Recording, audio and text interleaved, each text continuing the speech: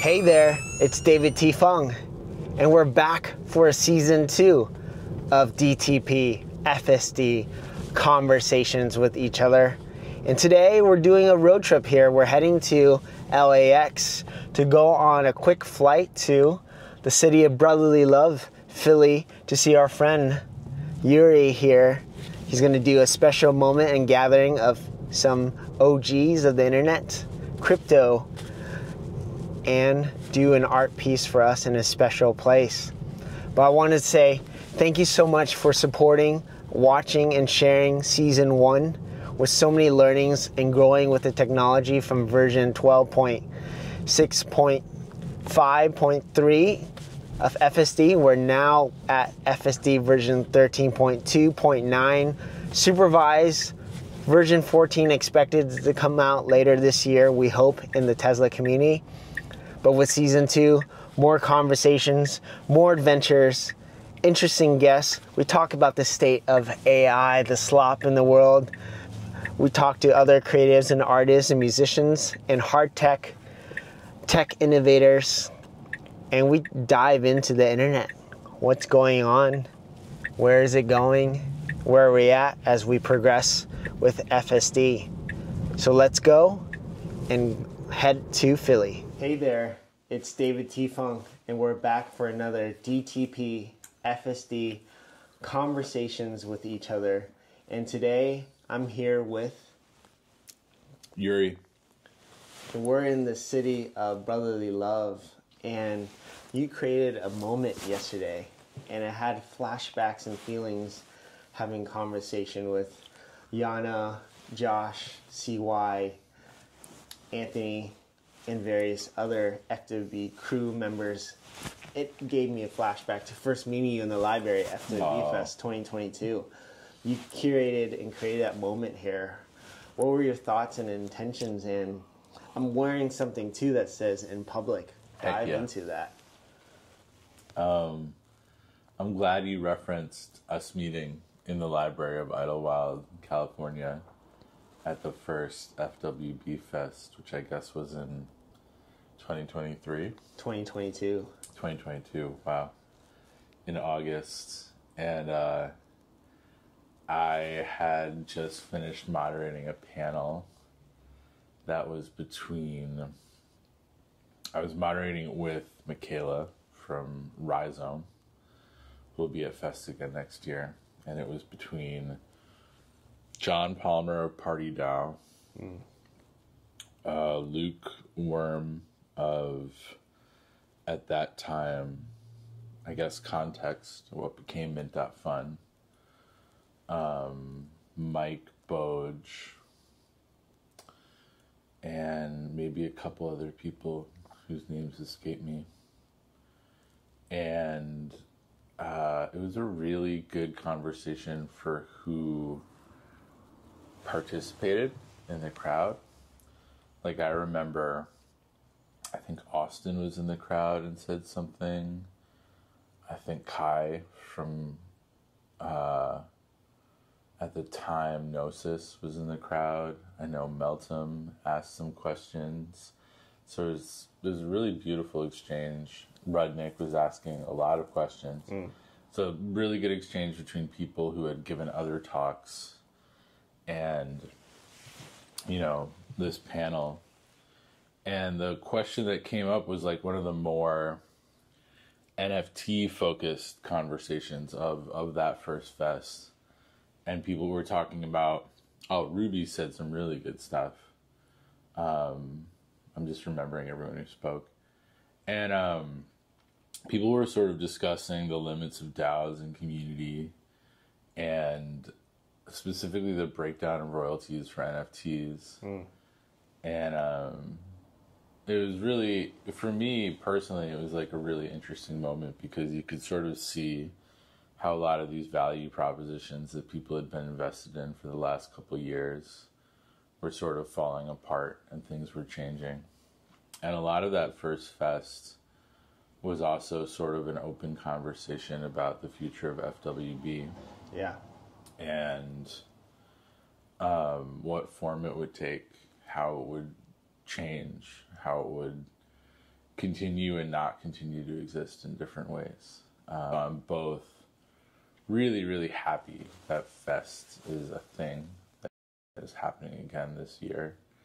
And also, you know, there's always like a sort of sadness too for the specialness of some of those moments and the things that we were building that didn't turn out exactly the way we wanted them.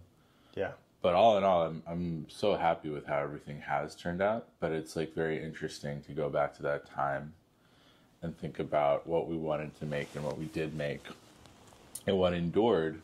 And I think one of the things that really endured more than anything was the relationships between people.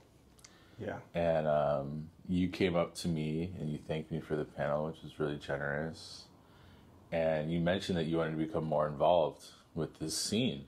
And you mentioned specifically music as something that was of interest to you. And one of the great organizers of FWB was and is Derek Taylor. And so I was like, oh, well, if you're in LA, you know, you should go to the park.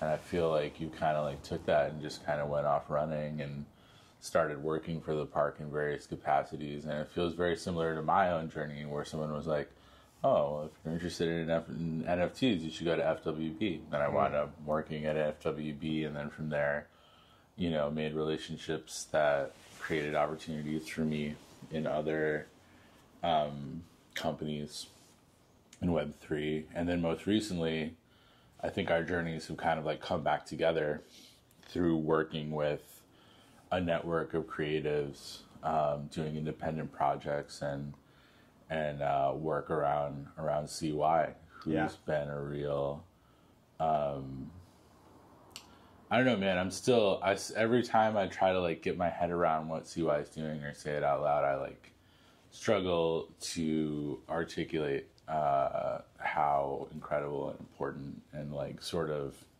paradigm shifting it is for me personally, and it is for so many others. It doesn't make sense because it goes counter to every model that is set up, structured, funded, and yet it supported. Makes perfect sense, right? Yes. And yet it's like, why not though? Right? Like, why wouldn't? Yeah. And even from his perspective, you know, I've heard him be like, I don't understand why this isn't more of a thing. And so because of that, I think because of that exact tension you're identifying, everyone who touches it is sort of like, how can we make this more of a thing? How can we scale this? How can we build this? Yeah. And so that's one of the questions that I think united some of the people who came out yesterday. And then in a lot of ways, yesterday was me just trying to give back to everyone who supported sort of my more independent work. You know, for most of my life, starting when I was like 13, 14 and started working in retail up until when Zora let me go, I'd been working like pretty nonstop. And I had been self-employed for some time with music, but I put a tremendous amount of pressure on myself in that time.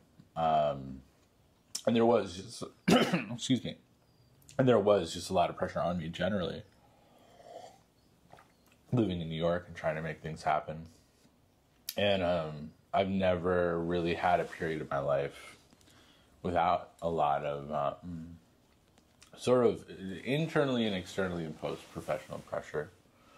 And so this last year represented a real break from that, and just like a real, I don't know, just some kind of major change in my life where I changed a dramatic number. It's not like, the crazy part is not like, yeah, like, well, I changed one thing about my life this year. It's like, I changed like everything about my life this year. A lot of different alignments and internal, external all at once. Yes. And, you know, the biggest one probably is becoming a father and taking that seriously. DAO dad. Yeah. And responding to, a lot has come from just responding from to the gravity of that. But, you know, this year has given me like, I committed to this writing process, and that has been a really good vehicle for self-reflection and also reflecting on, you know, a lot of longer term arcs, but maybe specifically the arc of the last 5 years in my relationship to tech. And it's interesting, you know, I feel like it touches a lot of generational questions about how people my age want to go about starting a family and becoming independent professional people and what opportunities are available to them regardless of their skill sets. And yeah, it's just been it's a lot to unpack, and I'm still unpacking it. But yesterday was like me focusing on all the positive stuff and trying to honor everyone who showed up for me in a variety of ways, yourself included. Yeah. So thank you for that. Thank you for coming. You, Tony, in this space, you're a great host. From the food, from the space, from the intimate moment we got to experience in this space. But before we dive into your live presentation, we don't know if it'll ever become public, as Yuri does in public things. But talk about that name and that origin. What sparked being public? Because you've always been active on Twitter, being big vibes and having things to say and reflecting and wrestling with people to have conversations. It's beautiful you brought up that moment because it was a beautiful exchange of 2 years of being in the DAO, of Discord conversations, internet friends coming IRL, where their fest was a focal point. There was a beautiful dialogue, which was healthy to ask these questions. Where can we go? What are we doing? Where are we shortfalling? What can we do as a collective? But in public, is that an evolution from all the encounters? What was the spark for it in public? The original idea behind the name was a joke, you know? Like, I knew I was going to take a year not working on anything that I could easily articulate. And I always, even in my whole life, I have trouble when people like ask me like, hey, what are you doing? What are you working on? And even when I was like working at Zora or FWB, I was like, well, you know, if I was talking to someone outside of the space, I'd be like, well, I'm working for this group of friends and we have a token and a DAO and a Discord chat room and there's a New York Times article if you want to look it up, but it's like kind of hard to describe. And, you know, I'd go on these like long-winded descriptions of what I was doing that didn't go anywhere. And it also sounds crazy to tell someone you're working for friends with benefits. Like that's a crazy thing to say. Sure. Or, you know, I tell people I'm working at the Zorb factory, you know, when I worked at Zora. So I wanted something pithy to say when people asked me what I was doing. And so I was like, oh, I'm building in public, which is a pun, of course, because in public is the brand, but also building in public is this sort of cliche about people who kind of, you know, build the train while it's moving down the track. Yeah. In public.fun. Yeah, in public.fun was the first surface area where I just started writing essays. And, you know, I in various professional capacities, I'd written stuff for things. And most recently at Zora, I'd written a couple essays that people were like, you know, this is the best thing you've done here. And so I was like, oh, okay. Like, if you know, it's almost funny to me because writing essays comes very naturally. So I am dismissive of it as work. I'm just like, well, you know, that was just me on a Sunday afternoon, like in the sunroom, just like vibing. Like, yeah. You know, that's not valuable. But the feedback I kept getting from people is like, this is actually very valuable. For me, from my perspective, it's just a long-threaded conversation that you're continuously having with the internet. And when you get a chance IRL, I think that heart of yesterday's spirit and energy, there's just so many productive conversations and bubbles and moments happening.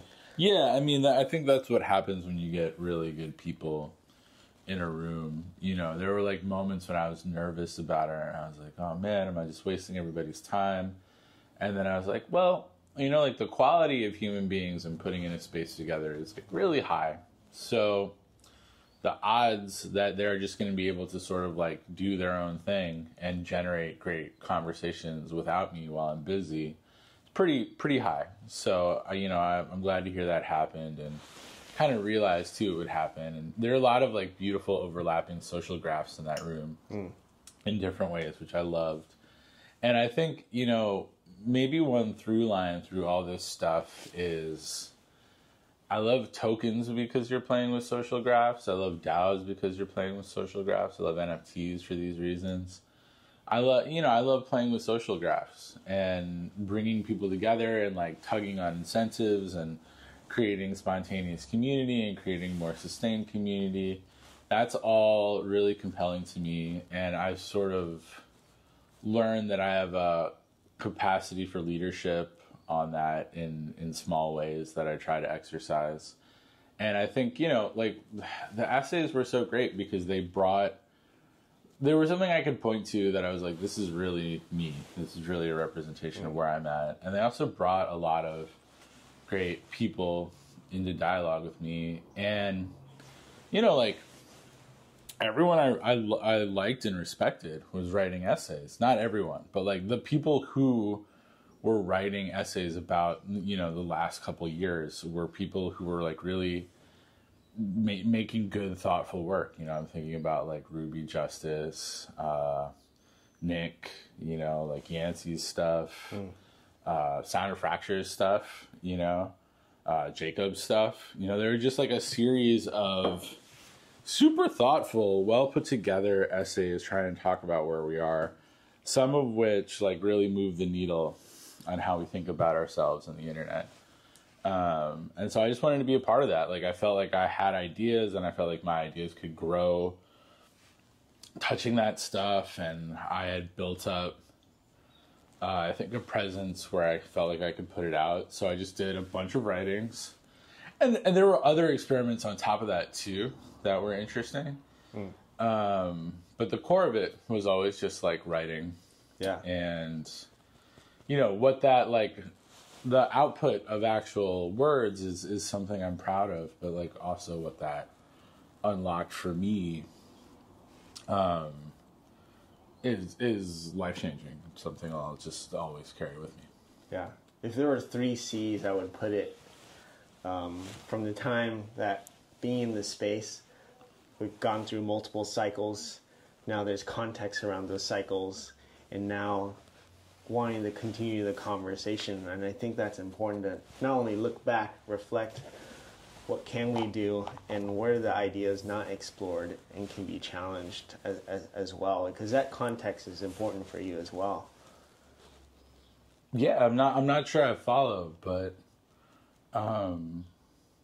context of things happening within the multiple cycles that we've been through, or yeah, I mean, I've happened in the space. I think one thing that's challenging about the way those conversations play out over time is that there often like isn't a record of who said what, and it's hard to build on things previously said. And at the beginning of every bull market, it's like everybody thinks they're having the same genius idea that someone had 2 years ago, and they're not. It isn't even available to them to access the sort of like things that happened before they got into this space. And that was a big learning for me, you know, in like 2021 of being like, there's a rich history of people thinking about DAOs that goes back like, and if you want to be more expansive about what the term means, like there's an even richer kind of way to think of this. And so, yeah, history has always been a really helpful grounding force to me next to theory. And all my favorite teachers, all my favorite theorists are interested in history. And we're living in, you know, historically really interesting times.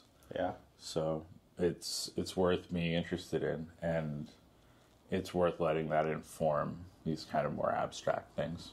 Yeah. Where is your mind going to at this moment in this time and space, and in yesterday's presentation? I'd love for you to present that and dive into that moment as well. Yeah, in this exact moment, I'm like tired from throwing an event, you know? I've just been nervous about this for a while, and now it's happened successfully, and that feels incredible. Yeah. Really a gift. Oh, thank you. Presented us as well. Thank you. That's always the goal. And yeah, at some point yesterday, like I don't think I had breakfast really yesterday. And I was just like drinking coffee and I was standing out grilling in the heat. My blood sugar was really low. And I was like, oh man, this isn't going to work. You know, like, it's just, nobody's going to come. Maybe I even have the date wrong for when I reserved this space. Maybe we'll go and they just like won't let us in. You know, it's noticing the changes in myself and like allowing myself to be ambitious and in a community driven way where I ask for a lot. You know, I asked so many people to come across the country yesterday, you know? Like, I think half of the people there had, like, yourself included, right? You had, like, a serious commute to get here. And that is, you know, that's a responsibility. Like, you don't want people to fly out to Philadelphia and then, like, cook them shitty food, you know?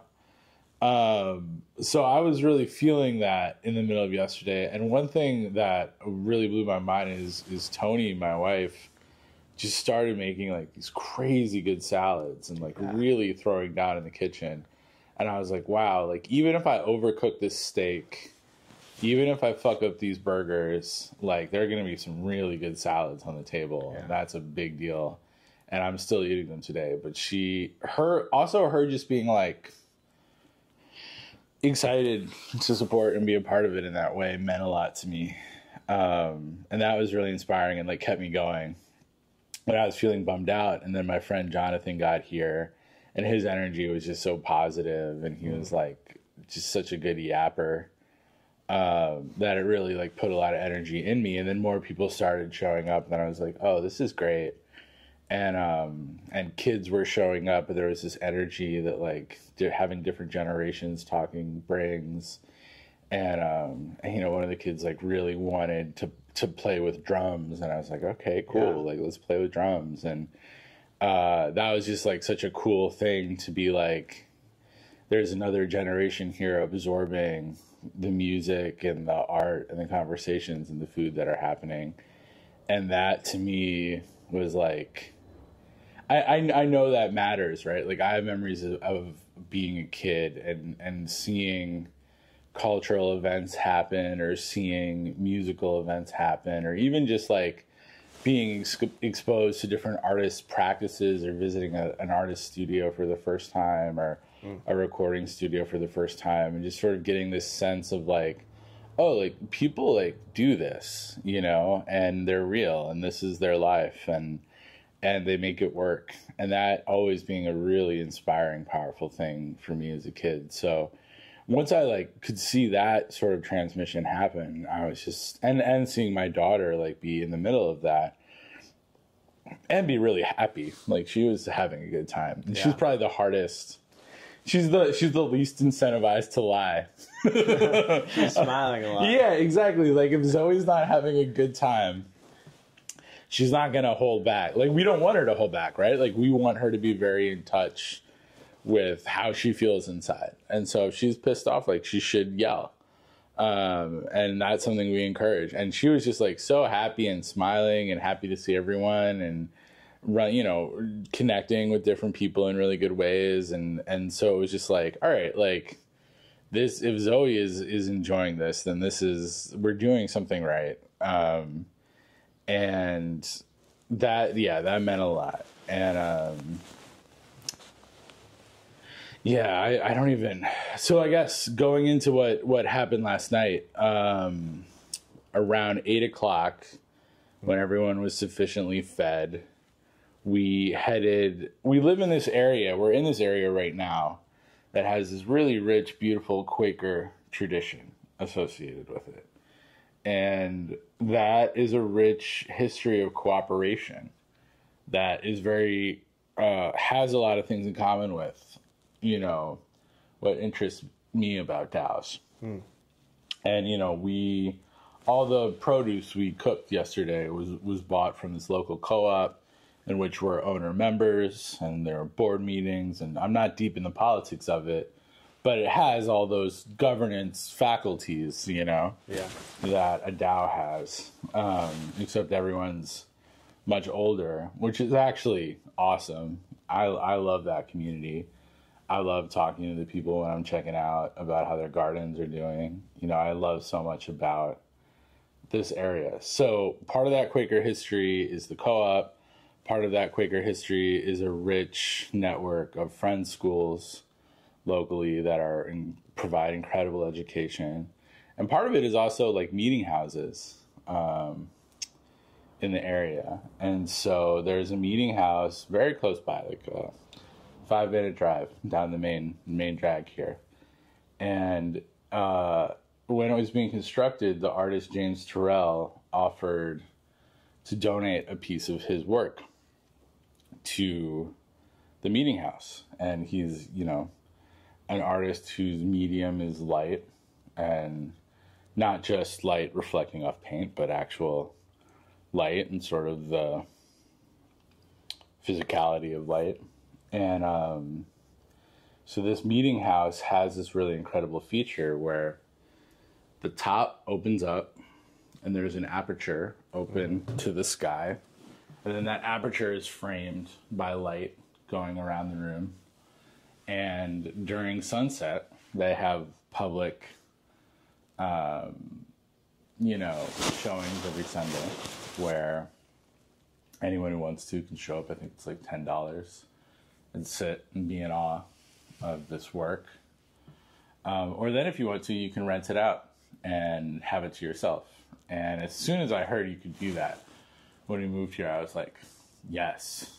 That's why I rented it like immediately.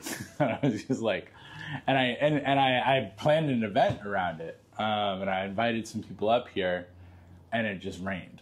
And I was just like, well, fuck, because it's a hole in the ceiling. Like if it rains, it's off. So I tried to do this, and then I had to reschedule, and I wound up going with a couple of friends, and they were polite about it, but they weren't even like particularly that interested in this kind of work. But I was very moved by it. I was very happy I went. And then I started going on Sundays as well.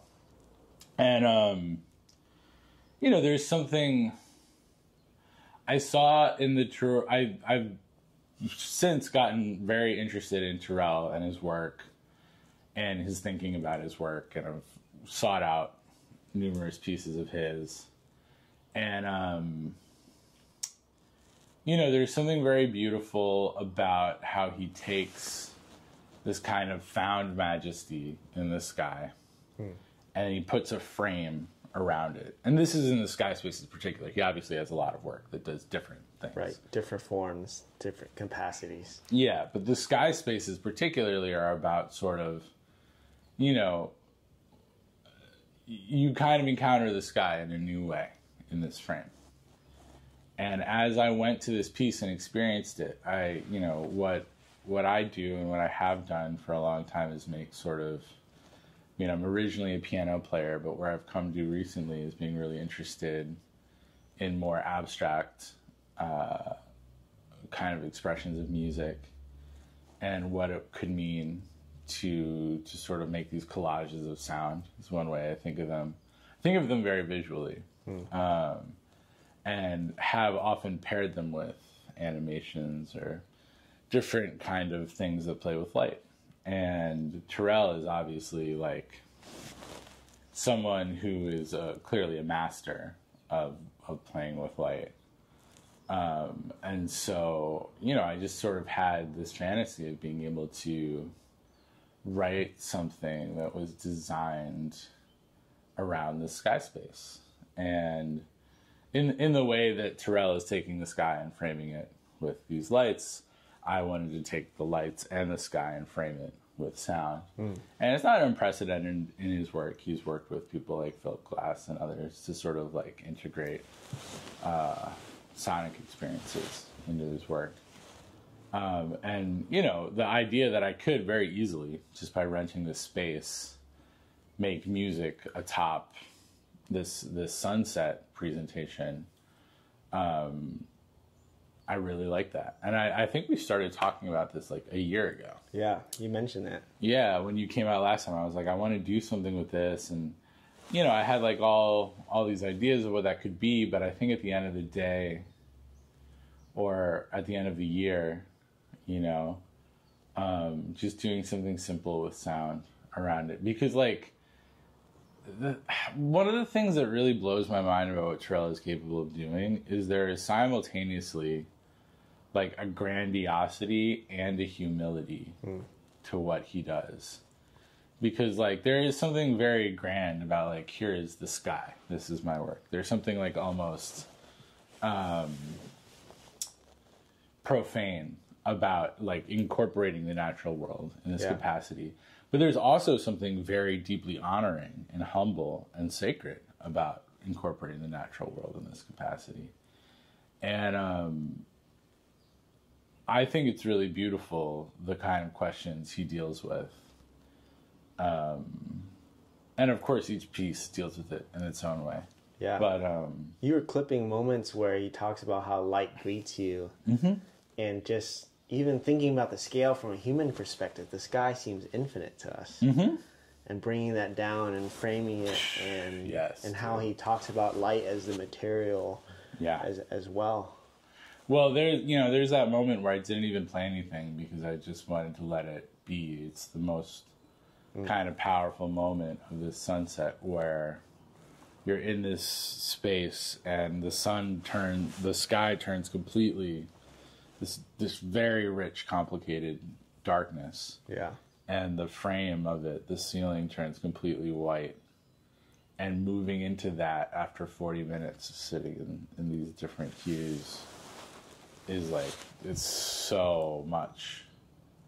I just turned and looked at it. You know, I just stopped playing. There's a moment of reverence. Yeah, definitely. Well, it brings the sky, you realize that, like, you know, right here is, if you're outside, right here is the sky. Right here, you know, it's like, it brings it to you.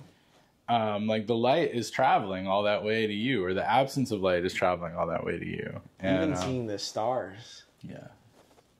How much light that has traveled to get here. And ancient light, too, right? Like, that light's been on a long journey. Yeah. Yeah, there's something, I mean, you know, one of the simplest ways of like, sort of understanding, or the way I relate to the concept of the divine is something greater than us, and it's like, really throws that in your face, you know? Yeah. So that is, but it's like also the fact that I just love the tension between, like, it's so humble and so grandiose at once, to both frame that and also acknowledge that. And I guess, like, there's not a ton of work that really, like, honors the cosmos on that level. That's really a cool thing to be in. So, I mean, we were able to share that with, you know, a small group of people last night, and it felt like they were all pretty moved by it, which was awesome. I'm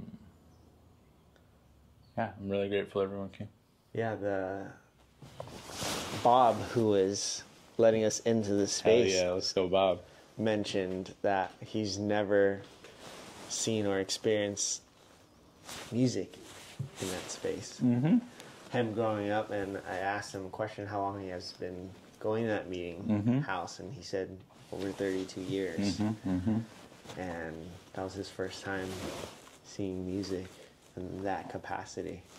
There's an argument to be made, silence is a kind of music. Yes, and those guys love silence. Yeah, I was asking what happens in the meeting house on Sunday mornings, and he says, like, until we're provoked or moved to speak and share, we'll stay in silence.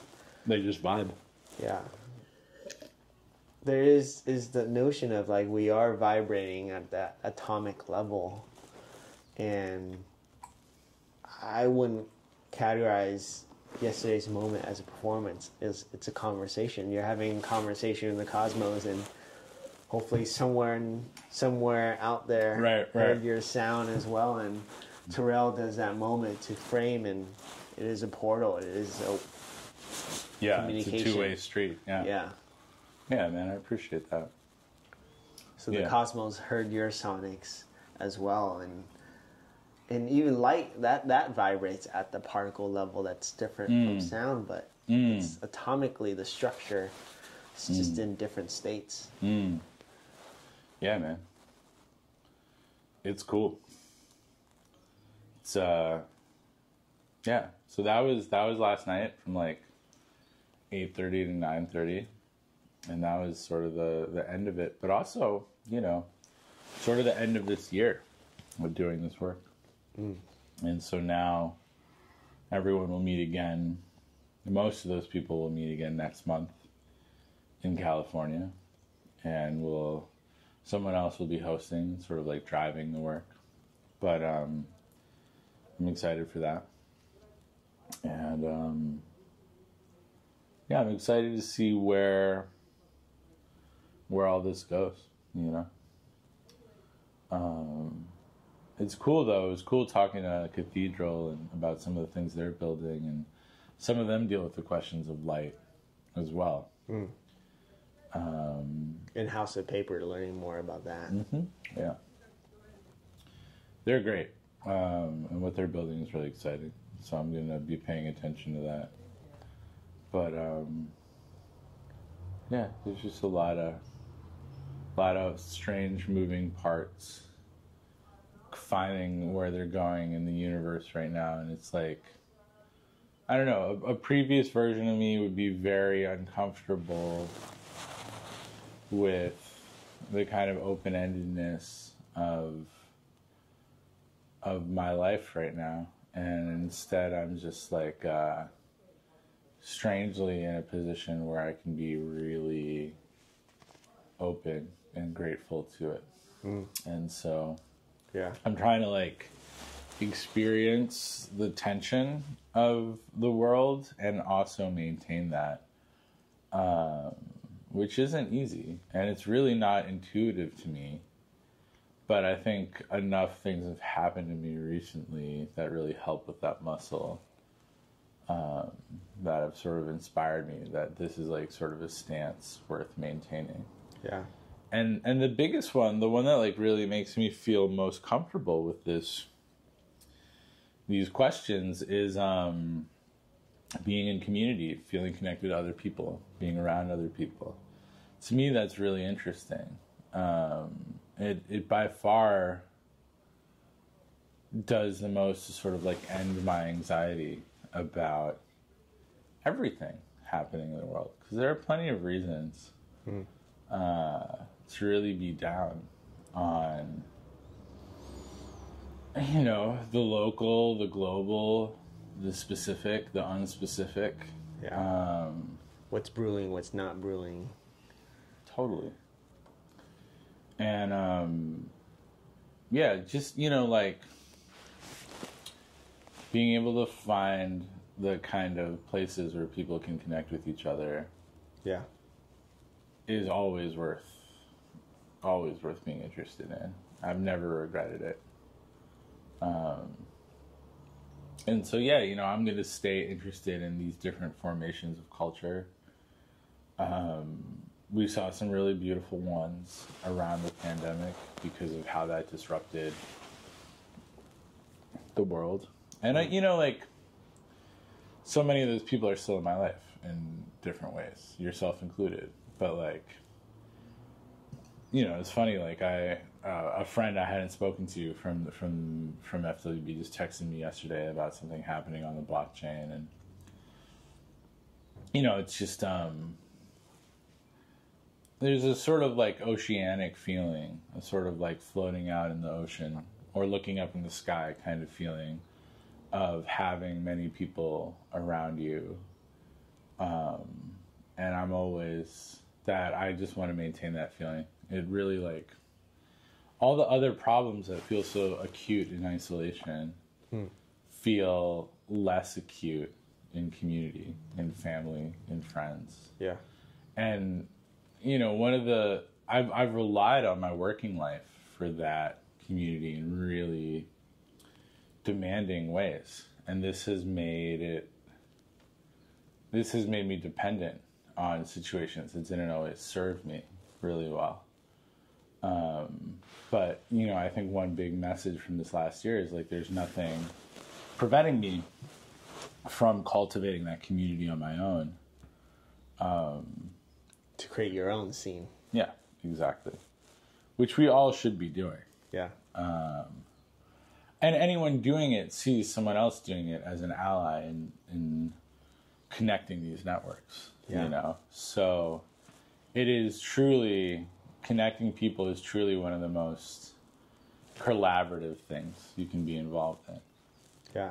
I look at this front yard here and from your sunroom, and all these different species are collaborating in this one whole ecosystem of the soil, and the network, how the trees and roots talk to each other, and how that tree over there might be signaling just under that pavement over this whole... Or how the network. Japanese bindweed that's permeating everything is deeply connected under the ground. It's like, I'm curious about you. I'll go over there too. Yeah, exactly. Type of moment. Exactly. It's like that curiosity conversation. And wanting.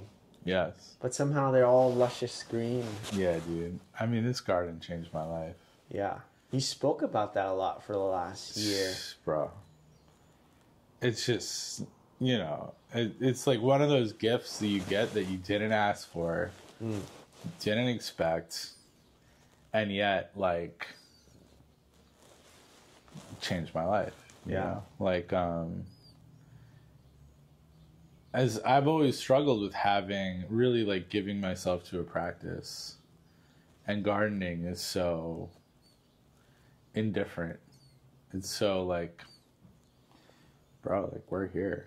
If you don't weed the weeds, there will be more weeds, like, it's just very simple math. And a lot of things have come to me through gardening. Like people in my life have showed up and been mentors around it that I didn't expect, and that is like, I've always wanted, help in that way. And it's always a difficult thing to ask for. I think actually that's maybe the thing of this last year, is that by like giving up resentment and giving up control, trying to bring humility into my life, what I've also sort of invited in along with that is a series of extremely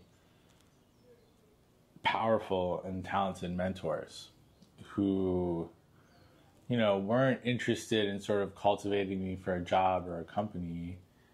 Or maybe they were, but even before that had a very like human interest in helping me cross this threshold into, like fatherhood and adulthood, which is the journey I've been on. And, the people who've just kind of shown up and helped with that, yourself included, are such a blessing. And, I remember it must have been over a year. It must have been like a year and a half ago when you came, and I think we were expecting Zoe at that time. And you were just so excited for her to exist, and you were talking to us about it. And, like, of course, some of those questions are things we had thought about, but I don't know if I had been challenged to, like, sit and let in the gravity of the journey that I was about to go on. Yeah. And yeah, I mean that, it's been the best journey I've ever taken. And, shortly thereafter, CY and I started working on this sort of like cultivation of self, and just additional people have come in and sort of, whether it's even just talking about their experiences a little further down, or more material being like, go left when you should go right, or hey man, you should really learn how to drive a car, Yeah, for your daughter. Yeah, man, for me too. Yeah. And so all these little points of contact, these external nudges, this kind of like bouncing around. Yeah. it's really like shaken up something in me. The change of location helps as well. The gardening helps as well. Playing the piano every day helps as well. Being with my daughter helps as well. You know, it's just the recipe to finding the next stage of life was not apparent to me, but it revealed itself in surprising ways and filled me with humility and gratitude.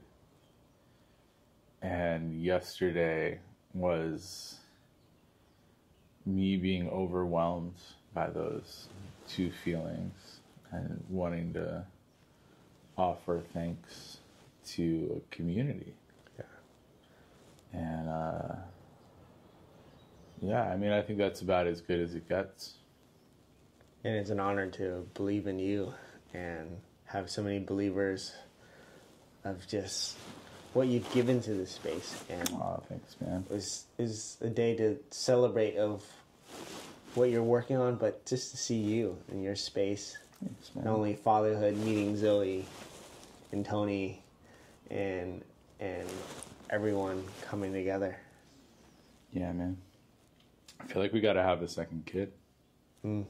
Yeah, that conversation just unlocked CY and Anthony were talking about those points. Everybody came through with two points. Kids, and I was like, shit. You know? Jonathan had 2 kids as well. Right. It's just like, well, I guess, you know. And see, I loved how CY was like, yeah, do that. I was like, okay. Yeah. Man, it's seldom been wrong. And I think we had kind of come to that conclusion already, too. But, you know, like once you decide on something like that, you also just say it out loud a bunch of times. Yeah. And try and make it real. And so now it's a question of timing. Yeah. I saw the joy in your eyes and Tony's eyes. She was like right there across from you. Yeah, man. Yeah. You know, my life changed when I met her. She's the first person to really believe in me. Yeah. In a deep way. And, yeah, she's smart, you know, her, and I think her father and her family too have a sense about people. They're very good at recognizing talent when someone might not even see it in themselves. That's such a powerful ability. Such a gift. Yeah, dude. Yeah. And, you know, people like that really change lives. Yeah. I think CY is like that too, you know, of just willing to believe in someone in a deep way, whether or not they see the vision. Yeah, it takes rigor and challenging yourself. Our brain always wants to ward off things that might endanger our life. Like, who are you? Sure. But it takes a rigor of the brain, intellectual, soul, honesty to say, who are you?